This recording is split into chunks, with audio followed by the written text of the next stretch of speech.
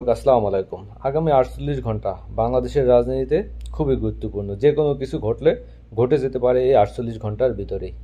তো আপনারা জানেন যে ডক্টর ইউনূস তিনি পদত্যাগ করার জন্য ইচ্ছা পোষণ করেছেন এবং সেটা এনসিপির আহ্বায়ক নাহিদ ইসলাম তিনি নিশ্চিত করেছেন। কেননা তিনি প্রধান উপদেষ্টার সাথে দেখা করেছেন, সাক্ষাৎ করেছেন এবং তিনি সাক্ষাৎ করে তিনি বিবিসিকে বলেছেন যে ডক্টর মোহাম্মদ ইউনূস তিনি আর উপদেষ্টা পরিষদে থাকতে চান না, তিনি চলে যাওয়ার ইচ্ছা পোষণ করছেন।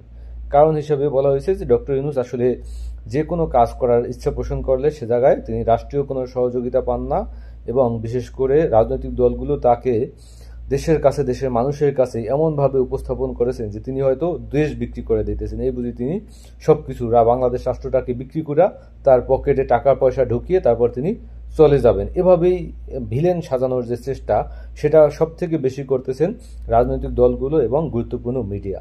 এবং এই গুরুত্বপূর্ণ মিডিয়াগুলো তারা বিশেষ করে একটা গোষ্ঠীর পারপোজ সার্ভ করে, বিশেষ করে ভারতের পারপোজ সার্ভ করেই তারা এই ডক্টর ইউনূসকে জাতির কাছে, দেশের মানুষের কাছে ভিলেন বানানোর চেষ্টাটা তারা ইতিমধ্যে এখন পর্যন্ত অব্যাহত রাখছে। প্রত্যেকটা রিপোর্ট আপনি যদি পড়েন, বিশেষ করে এই বাংলাদেশের টানাপোড়েনের জায়গা থেকে যেসব মিডিয়া রিপোর্ট করেছে, অধিকাংশ রিপোর্টে আমি বিশেষ করে দেখেছি সে জায়গায় ডক্টর ইউনূসকে ভিলেন বানানোর চেষ্টা করা হইতেছে যে ডক্টর ইউনূস পারছেন না।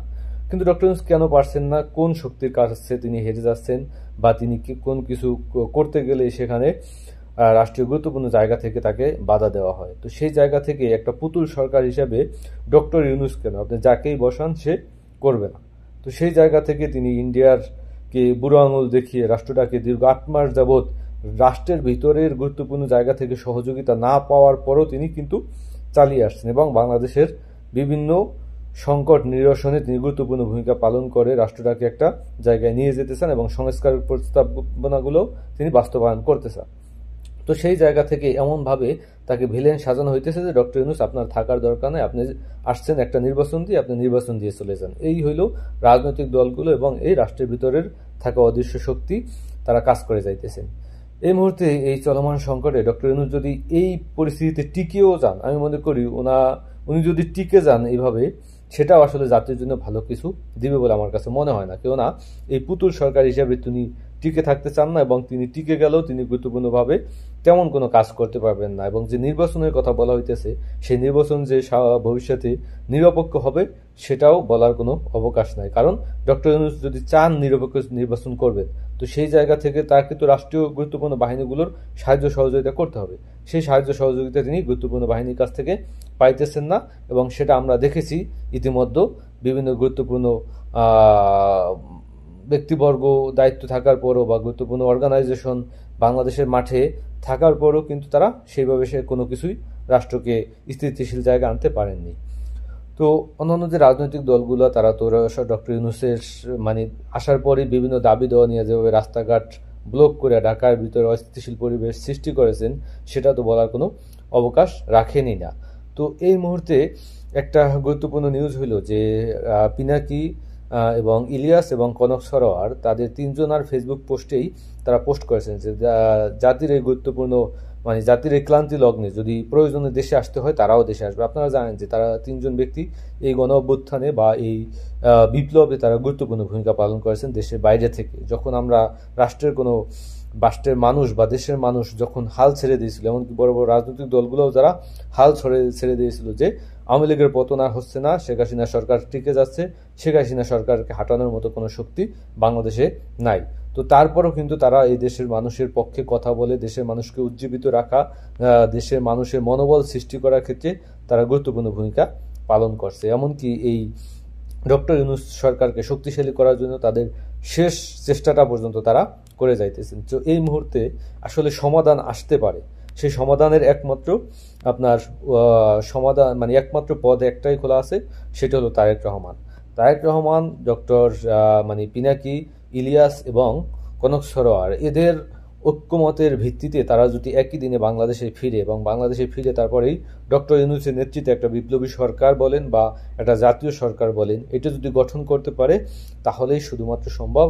এর বিপরীতে ডক্টর ইউনূস যদি এবার ক্ষমতা নাও ছাড়েন বা তিনি যদি আসলে পদত্যাগ নাও করেন, তারপরে যদি তিনি টিকে যান, এই রাষ্ট্রের বা এই দেশের মানুষের ভাগ্যে কোনো কিছু আসবে না। হয়তো একটা পর্যায়ে এসে নির্বাচন হবে, কিন্তু সেই নির্বাচন কতটা নিরপেক্ষভাবে করতে পারেন সেটা এখন বড় প্রশ্ন।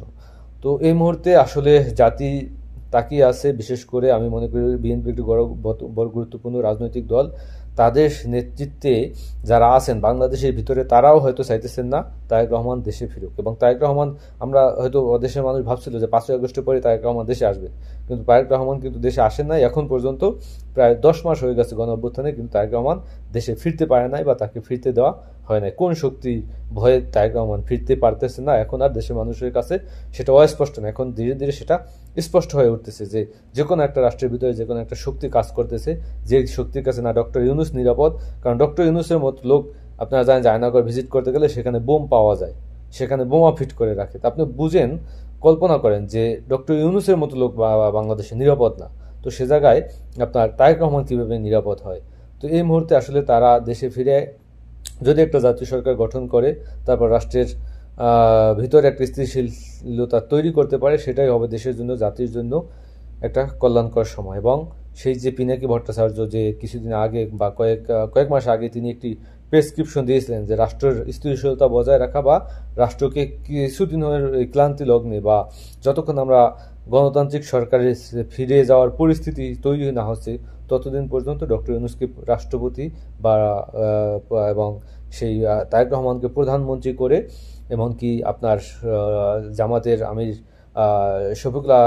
ডক্টর শফিকুল ইসলাম তাকে উপপ্রধানমন্ত্রী করে তারপর একটা জাতীয় সরকার গঠনের যে ডাক দেওয়া হয়েছিল বা তিনি যে একটা প্রেসক্রিপশন দিয়েছিলেন, সেই পথেই আসলে হাঁটা উচিত এই মুহূর্তে। দেশের ক্লান্তি লগ্নে এর বিকল্প কোনো কিছু আছে বলে আমার কাছে মনে হয় না। ডক্টর ইউনূস টিকে গেলেও ডক্টর ইউনূসকে কাজ করতে দেওয়া হবে না, ডক্টর ইউনূসকে আবার বিতর্কিত করা হবে। এটাই হলো এদের এজেন্ডা, এবং এই ভারতীয় এজেন্ডা তারা বাস্তবায়ন করার জন্য বিভিন্ন মিডিয়া উঠে পড়ে লেগেছে। এই মুহূর্তে এর বিকল্প কোনো কিছু নাই, এটাই সর্বশেষ আপনার পন্থা। এটা যদি অবলম্বন করা যায়, সেটা তারেক রহমানের জায়গা থেকে এটা আসা উচিত। এবং বিশেষ করে পিনাকি, কনক সরোয়ার, ইলিয়াস, এরা তো ইতিমধ্যে ঐক্যবদ্ধ হয়ে গেছেন, তারা দেশের ক্লান্তি লগ্নে যে কোনো দায়িত্ব পালন করতে তারা রাজি আছেন। তো এই মুহূর্তে তাদেরও যদি দেশে ফিরে আসে, তারপর একটা জাতীয় ঐক্যের মাধ্যমে একটা সিদ্ধান্তে আসা উচিত এবং একটা সরকার গঠন করা উচিত তাদের নেতৃত্বে। এই বর্তমান উপদেষ্টা পরিষদ কোনো কিছুই করতে পারবে না। আসিফ নজরুল থাকলে সেখানে কোনো কিছুই হবে না। তিনি একটা হযবরলা আমাদেরকে ভুংবাং বুঝ দেবেন যে না, ডক্টর ইউনূস চলে যাইতেছে, আমরা তাকে টিকিয়ে রাখছি, আমরা তাকে বলছি আবার দায়িত্বভার গ্রহণ করেন, আমরা তাকে যাইতে দেই নাই, এই ভংসাং তিনি বলবেন। কিন্তু তাকে, আমি মনে করি তার উপদেষ্টা পদে থাকার কোনো যোগ্যতা নাই। তিনি জাতিকে বিভাজিত করেছেন। তিনি বা দেশের ভিতরে এই যে আপনার ইশাক এবং মাহফুজ, মানে ইশাক এবং এই যে আপনার আসিফ মাহমুদ সজীব ভুঁইয়া, এই গণঅভ্যুত্থানের পক্ষের শক্তিকে তিনি একেবারে বিভাজিত করে দিয়েছেন। এবং এই যে আপনার উপদেষ্টা মাহফুজ আলম বা মাহফুজ আবদুল্লাহ, তার মাথায় বোতল ছুঁড়ে মারা এটা কোনো সাধারণ ঘটনা না, এটা এমনি এমনি ঘটে নাই। এর ভিতরগতভাবে বা এর ভিতরগত একটা আপনার শক্তি কাজ করেছে বলে আমার কাছে বিশ্বাস হইতেছে। কারণ রাষ্ট্রকে অস্থিতিশীল যত দেখানো যাবে, তত ডক্টর ইউনূস সরকারকে ব্যর্থ দেখানো যাবে, এবং ডক্টর ইউনূস সরকারকে ব্যর্থ দেখানো গেলে ইন্ডিয়ার পারপাস সার্ভ করতে পারে এরকম একটা পুতুল সরকার তারা নিয়ে আসার চেষ্টা করবে। সেটা তারেক রহমান হবে না অন্য কেউ হবে, সেটাও ভাবা যায় না।